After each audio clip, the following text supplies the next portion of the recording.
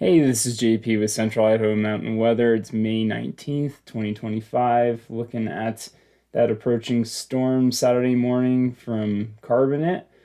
Had some pretty cool light that morning. And if you're still enjoying this broadcast, we ask to do a one-time donation or even better, sign up for that monthly sustaining membership. Changing things up a little bit, trying to create a little bit more flow, open to any thoughts and comments.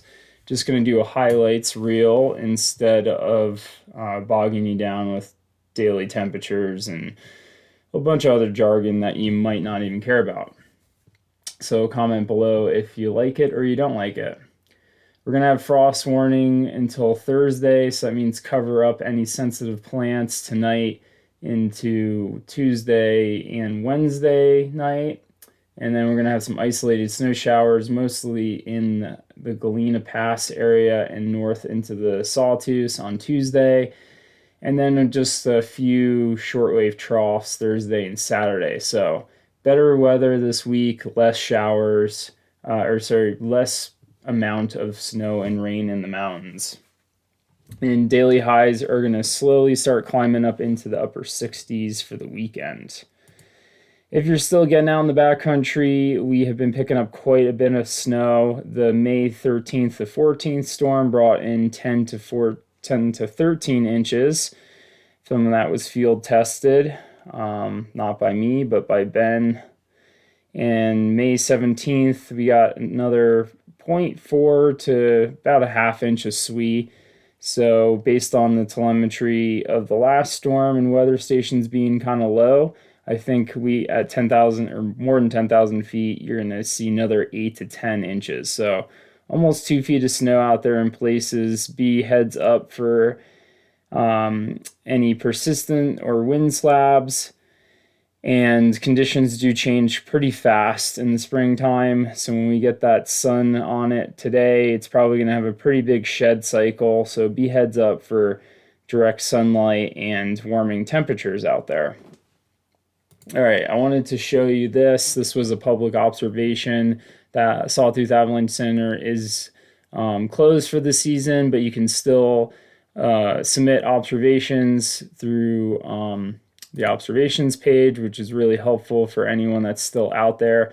This is looking at the north face of Titus Peak. You can see the crown right here, another crown here. Pretty sizable avalanche, probably a D2, maybe D2 and a half. Definitely deep enough to bury you. The crown looks pretty uniform, so that's telling me it might be more of a persistent slab, whereas this one down here looks like it might be a little bit more cross-loading, maybe previous cross-loading. And this failed sometime during that first storm. I think this was observed May 14th. So that first storm that brought about 10 to 13 inches out there. If we take a closer look, this is looking at CalTopo. So this is looking at how much sunlight hits the mountains this time of year. And so the lightly blue shaded areas, this aspect is pretty northeast, but this spot where the avalanche failed is more north facing. So because of that, I feel like it could be more of a persistent slab. It does get westerly wind loading. The winds didn't look that crazy with that storm. The weather station is over here for Upper Titus and wasn't really showing that crazy winds. So I do feel like this is more of a persistent slab to be a heads up on. Pretty isolated to those really north facing slopes that are possibly still producing some fastening snow when we get those cooler temperatures.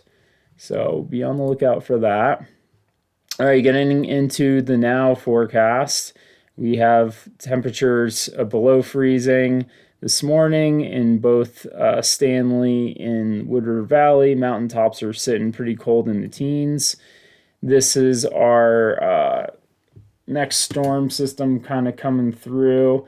We're only going to see really a shortwave trough out of this, so real dry cold front coming through tomorrow.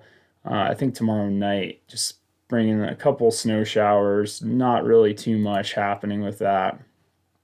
Take a look at the HER forecast here. Speed that up. You can see the cold front coming through right here for tomorrow night. Mostly going to be bringing in showers to the Stanley area and the Sawtooth, and then kind of buzz out of here. Maybe a little bit coming through in the morning too. And then looks like it's going to clear up after that with some high pressure ridging for better weather on Wednesday. That snow line is going to be around 6,900 feet.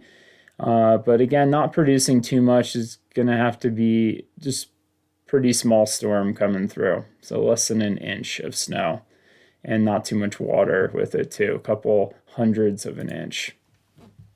All right, looking at the long-term forecast here. Tuesday is that zonal flow coming overhead, bringing us that cold front, and then you can see this next little trough barely has any blue color on here. Remember, the blue colors are going to be giving us the weather. All the warm colors are going to be giving us high pressure, nicer days.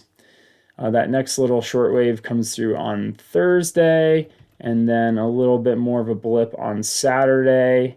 With some nice weather in between. And then we have this high pressure ridge set up for the beginning of next week that's going to really boost the temperatures up into the 70s, I believe. Take a look at that real quick.